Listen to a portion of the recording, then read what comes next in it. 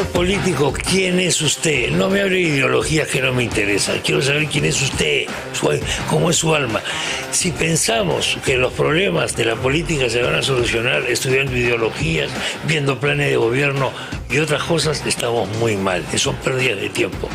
¿Cómo conocer lo que tengo en el cerebro? De eso trata esta secuencia. Ya usted conoce perfectamente al doctor Juan Carlos Contreras. ¿Cómo está usted, doctor? Hola, Chemita. ¿Qué tal? Gracias por la invitación.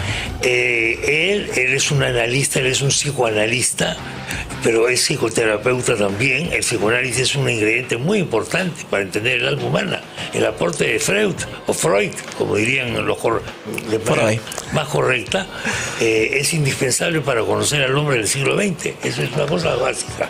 Sin eso no conocemos realmente el hombre del siglo XX. Claro que ahora estamos entrando en la era de la neuropsiquiatría. Lo biológico está reemplazando el ideológico. Hace años, entre risa y serio, yo propuse que haya un dosaje psiquiátrico para los políticos.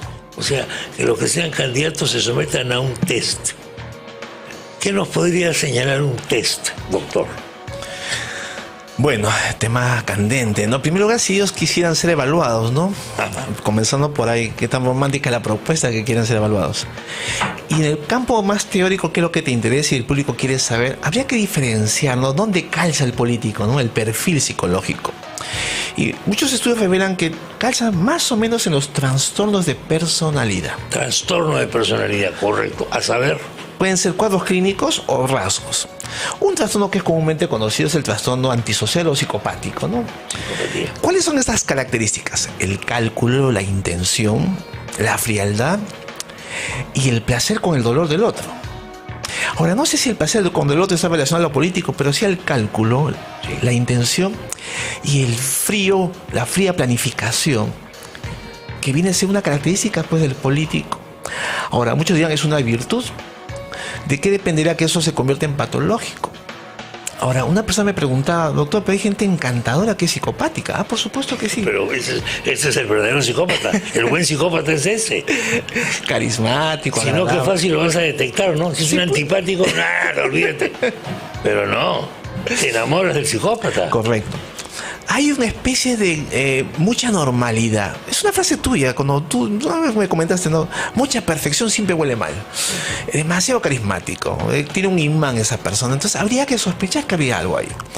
Otro dato importante, creo yo, digno de observar, es que estas personas tienen una especie de reserva o de secretismo con su vida privada.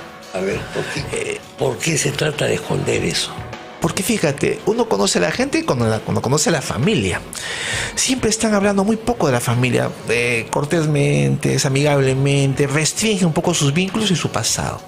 Es una cosa que a mí me llama mucho la atención de personalidades peligrosas. No sé si habrás escuchado, conoce a la familia y conoce a la persona. Sí, claro que sí. Tienen ahí un tema con la familia y con su historia personal. O sea, revelan lo que tienen que contar. Otro detalle interesante es que el trastorno de personalidad es una característica, un rasgo, que son personas que no tienen conciencia del problema. Piensan que el problema lo tienen otros. Esto habría que explicar bien a las personas que nos escuchan, Chema. Siempre me hacen la pregunta y la confusión es esta. Pero, a ver, doctor, dígame, ¿qué cosa es un problema emocional y qué cosa es un trastorno de personalidad? ¿No es lo mismo? No. Un trastorno de personalidad que probablemente tengan estos políticos, algunos, por favor, algunos, es que es su forma de ser a lo largo de su vida. Es un patrón inflexible de comportamiento. En cambio, un problema emocional es un malestar subjetivo que aparece en cierta etapa de tu vida. Por ejemplo, Chema, yo te conozco un poquito, eres un tipo muy flexible. De aquí, de pronto me dicen, Juan Carlos, no sé qué me pasa, estoy contando los números de las placas, los números, y ese es un trastorno obsesivo. Es incompatible con mi forma de ser. Yo siempre he sido un tipo de lo más fresco, suelto. Entonces ahí hay una incompatibilidad entre tu malestar y tu forma de ser. Ahí estamos hablando de un problema emocional. Ahora viene lo interesante. El trastorno de personalidad, no hay incompatibilidad, hay empalme. ¿Qué quiere decir? Digamos, volvemos con Chema, ¿te parece? Chema siempre ha sido perfeccionista, acucioso, muy quisquilloso, obsesivo desde siempre. Por lo tanto, estás hablando de una forma de ser. ¿Cuándo se convierte en patológico? Cuando es inflexible, desadaptativo y produce daño a otras personas. Entonces creo que eso habría que entender. Pienso yo, modestamente, que los políticos no tienen tal vez un problema emocional que lo tiene cualquier mortal, pero sí probablemente un trastorno de personalidad. Otro dato interesante es el trastorno narcisista. El narcisismo es muy fuerte. Es muy fuerte. Muy fuerte, ¿no? Requieren el peso de la imagen, el reconocimiento social y esta cosa grandilocuente, ¿no? Omnipotente, omnisciente, que tiene la gente como necesidad de reconocimiento exacerbado. Entonces el narcisismo vendría a ser el segundo candidato, pienso yo, ¿no? Mira, Alan García, que en paz descanse, era un gran hombre, ¿no? Era un hombre muy culto, pero tenía ideas bien grandes, ¿no? Sí. No sé, tú lo has conocido en varias entrevistas. Lo he entrevistado, lo he tratado bastante. Tú que tienes más autoridad que yo en opiniones. No, que tengo autoridad, nada. Ahora, de Alan García jamás tenía un desperdicio en lo que decía. O sea, entrevistarlo a él siempre era interesante, aunque no haga noticia. Pero sí tenía un ego muy fuerte. Eso es una cosa, evidentemente. Exactamente. Eso es una cosa clarísima y eso lo comparten todos los políticos. Ahora, hay algunos políticos que no le llegan ni al talón. ¿Por qué? Porque no tienen un ápice de la cultura que tenía él. Entonces ahí hay una diferencia. Ahí viene el detalle, ¿no? Hay una diferencia en cuanto a bagaje cultural, digamos. Chema, juntemos los palitos. El primero es la cosa de la intencionalidad, claro. La mala fe. O la mala leche, como se dice en criollo. La segunda característica es el peso de la imagen, la extrema valoración que se busca. Sin tener el acervo, ¿no? Como tiene Alan García, pues, claro. Hay gente que hay que reconocerlo, pues tendrá un poquito de soberbia, pero puede discrepar, pero tienes que reconocerlo. Que es un tipo brillante, ¿no? Claro. La tercera característica que llama la atención es esta cosa que comentaste muy suelto, que es esta cosa simpática, carismática, que enamora a la gente. Y vaya que hay gente que sí. En San Juan de Lurigancho, donde trabajaba con estos muchachos, había un alcalde X, que no voy a mencionar su nombre, que hablaba quechua.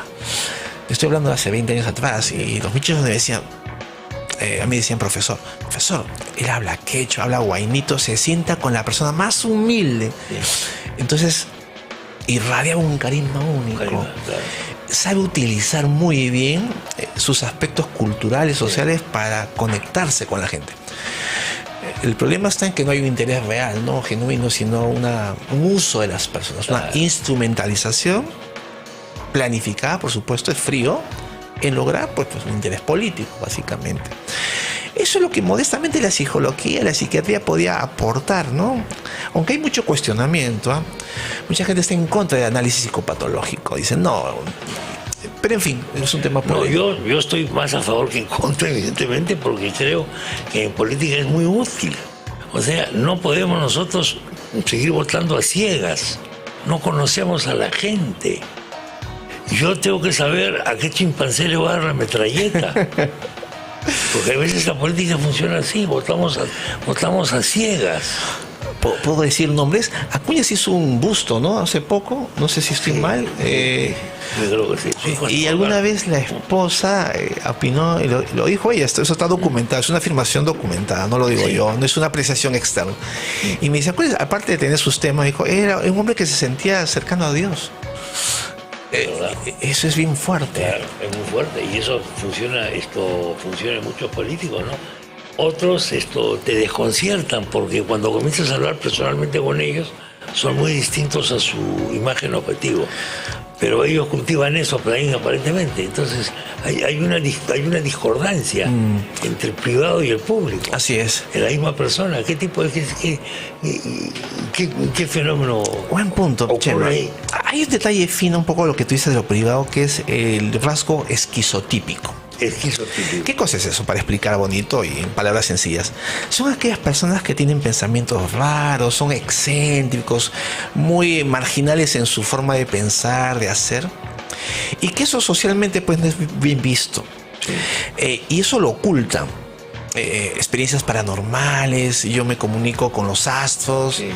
Suena como acultural, antropológico, medio urbano marginal, medio hippie, es una mezcla. Tú que tienes experiencia, has entrevistado a tanta gente y dices, esto me huele a algo medio extraño, ¿no? Está el tema de los clarividentes. Correcto, pues. Algunos son interesantísimos para entrevistar. Hay uno que lamentablemente en paz descanse, americano, un doctor que venía mucho acá, yo lo entrevistaba bastante, me iba a quedar muy sorprendido, Pero él era un clarividente, entonces él me decía que yo tenía capacidades de clarividencia si quería ensayar. Le dije, no, porque yo no puedo ganarme la vida con esto, o sea, yo no puedo hacer eso, pero él lo hacía. Y claro, ahora, algunos se la dan de clarividentes, o Sí, hay profetas, ¿no? Entre lo que lo es, la persona que tiene facultades, porque Sí, eso es verdad, facultades, y la pero la gente que mayoría estafa no. y obviamente no La vive, mayoría no. vive de esto. Últimamente hemos tenido un acontecimiento, lo pongo con nombre y apellido porque a mí, como se decía antiguamente, me ha sacado de cuadro. ¿Qué es lo que me ha sacado de cuadro? El primer Torres citando a Hitler. Esto, yo sinceramente digo, esto no es normal, esto no puede ser. ¿Por qué a una persona se le puede ocurrir una cosa tan excéntrica como esa?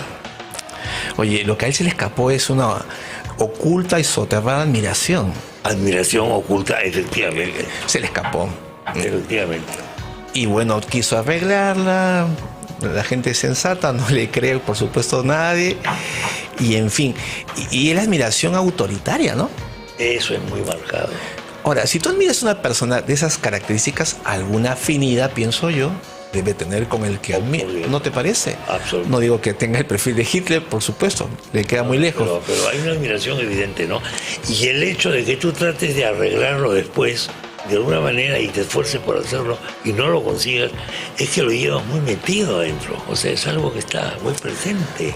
Claro, sabe que no goza pues de aceptación social, tampoco es torpe, ¿no? Pero a veces, como decía Freud, a veces se te va la lengua, se te escapó y ya no hay forma de retroceder.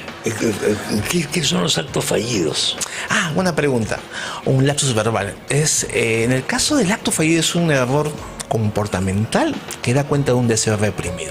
En el caso él no ha sido un acto fallido. No es acto fallido lo de claro. Ni un lapsus linguis porque no es un error verbal. Claro. Lo que a él se le ha escapado es una admiración oculta en una cita histórica que él quiso hacer. Pues quiso elucubrar, le salió mal el tiro intelectual y ahora está pagando las consecuencias.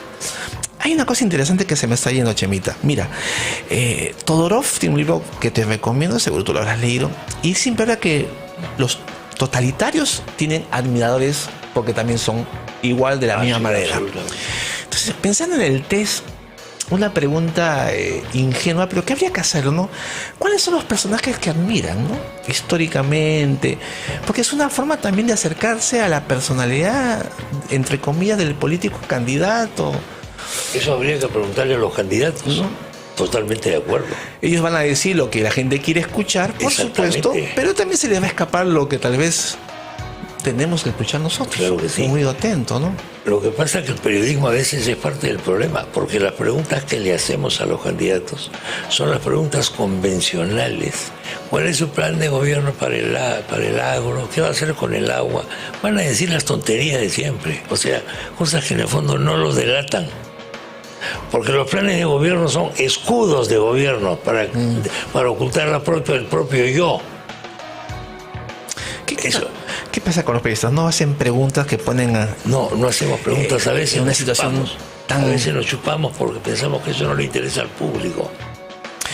Y ahí hay una autocensura. Salvo algunas excepciones, ¿no? Tú acá entrevistaste, ¿te acuerdas al ex premier? Y lo pusiste casi contra la pared, al amigo Apuca. No, bueno, es que son personajes interesantes. Son personajes interesantes. Que de todas maneras tienes que entrevistarlo haciéndole preguntas fuera del cartabón del plan de gobierno. Nadie vota por plan de gobierno, doctora. Al menos en lo que yo conozco de experiencia. La gente vota por personas. La persona que quiere ver y la persona que lo refleja a él. Mi otro yo es mi candidato. ¿Eso se llama proyección? Claro. Es un mecanismo de defensa por el cual ese aspecto inaceptable de tu persona le adjudicas al que tú te cae mal, al que tú odias, a tu rival. Pero es tuyo. Pero es tuyo, eres tú. Pero nunca vas a asumir tu propia responsabilidad. Dígame una cosa, hay situaciones de estrés, evidentemente, situaciones límites. Creo que esta es una de ellas para el presidente, para el premier y para otras personas más. ¿Qué peligro puede haber para mi actuación como persona el que yo esté en esa situación límite? Mi pensamiento se va a ver afectado, mis acciones se van a ver afectadas, mi voluntad se va a convertir en un monstruo. Buena pregunta. Mira, una de las consecuencias del estrés, clínicamente hablando, es la paralización o la dificultad de enfocarse en el tema. El sujeto está en un momento de zozobra y parálisis, y es ahí donde el asesor, la mano derecha, entra a tallar. Chema, no sé qué hacer. ¿Qué hago? ¿Qué decido? Bloqueo emocional. Ahí se ve el estadista, pues, ¿no? Bloqueo emocional, interesante. El estadista puede pasar la barda, ¿no? O sea, estar en ese momento de tensión intensa y decir, bueno, hagamos esto. Él no puede, ya sabes por qué no puede y ya sabes cuáles son los métodos que recurren. No hay falta decir el nombre de nuestro querido presidente, pero en fin, no muy querido tal vez. Sí. Creo que es un tema, no solamente hay un tema de competencia intelectual como estadistas, hasta emocional. Le entró miedo, ¿no? Sí. Bueno, el miedo es una característica humana básica, digamos. Gracias al miedo es que ha sobrevivido la especie, ¿no?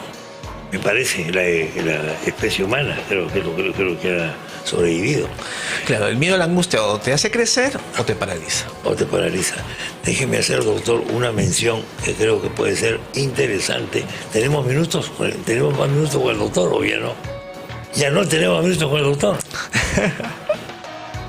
¿Te das cuenta? El acto fallido que ¿no? Se escapó. Bueno, doctor Contreras, muchas gracias. A ti, Che, me encantaba. Ha sido usted muy amable. Igual. Hasta la próxima visita. Igual, buen día para todos. ¿Sabían que Rafael regresa a Lima? Señoras y señores.